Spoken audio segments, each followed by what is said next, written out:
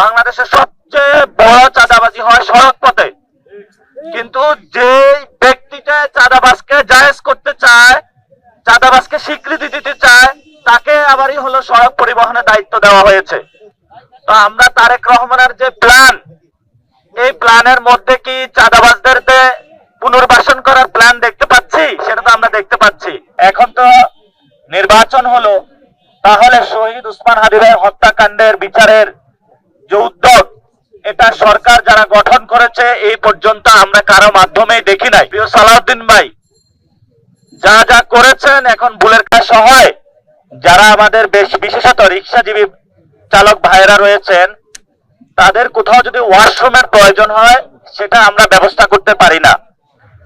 এই জন্য বর্তমান সরকার যারা আছেন, আমাদের সাধারণত যারা আমাদের রিক্সাজীবী এবং রিক্সা চালক ভাইরা, তাদের জন্য বিভিন্ন জায়গায় ওয়াশরুম ফ্যাসিলিটেশন করা, সাথে সাথে তারা যাতে গোসল করতে পারে।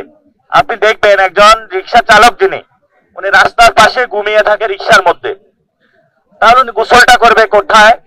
সাথে সাথে ওনার কোথাও যদি ওয়াশরুম প্রয়োজন হয়, সেটাও যেতে পারে না।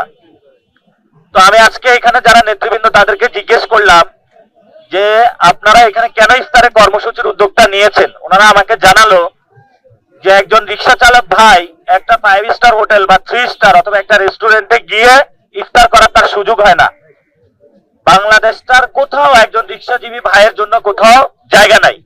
এই জন্য আমরা এখানে তাদের জন্য ব্যবস্থা করেছি।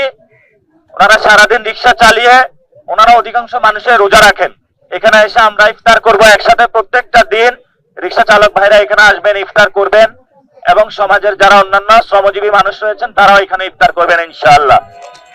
আপনারা জানেন যে ঢাকা হাটে আমরা 8 দফা ইশতেহার দিয়েছিলাম। প্রথম দফা ইশতেহার ছিল শহীদ ওসমান হাদি ভাইয়ের হত্যাকাণ্ডের বিচার। আমরা যখন বিচারের দাবিতে মাঠে নেমেছিলাম, আমাদেরকে বলা হলো ইলেকশন বানচাল করার উদ্দেশ্য তাদের। এখন তো নির্বাচন হলো, তাহলে শহীদ ওসমান হাদি ভাইয়ের হত্যাকাণ্ডের বিচারের যে উদ্যোগ, এটা সরকার যারা গঠন করেছে এই পর্যন্ত আমরা কারো মাধ্যমেই দেখি নাই। আমাদের একজন বড় ভাই, আমার খুব কাছের বড় ভাই, যিনি স্বরাষ্ট্র মন্ত্রণালয়ের দায়িত্ব পেয়েছেন, আমরা বলি যে আমরা মাঠে বেশি আর আন্দোলন করতে পারবো না, আমাদের অনেক শক্তি ক্ষয় হয়েছে। আপনিও আমাদের আন্দোলনগুলো দেখেছেন। প্রিয় সালাউদ্দিন ভাই, যা যা করেছেন, এখন বুলের কাফারা দিতে শুরু করেন। প্লিজ আপনি শহীদ ওসমান হাদি ভাইয়ের হত্যাকাণ্ডের যে বিচার আছে, এটা দ্রুত উদ্যোগ নিন। এবং আমরা যখন মাঠে গিয়েছিলাম, আপনারা অনেক কথাই বলেছেন। এখন যেহেতু মন্ত্রণালয় পেয়েছেন, তাহলে দ্রুত গতিতে এই বিচারের আপনারা উদ্যোগ নেবেন। সাথে সাথে ঢাকা হাটের যিনি সংসদ সদস্য হয়েছেন, ওনার থেকেও আমরা এই বিষয়ে বক্তব্য চাই যে শহীদ ওসমান হাদি ভাইয়ের হত্যাকাণ্ডের বিচারের বিষয়ে উনি কি করবেন, এটা আমরা সুস্পষ্ট উদ্যোগ চাই। এবং আপনারা জানেন যে সামনে রমজানের পরেই ঈদ আসতেছে। এই ঈদের সময় বিভিন্ন জায়গায় মানুষ চলাফেরা করবে, নৌ, সড়ক, রেলে।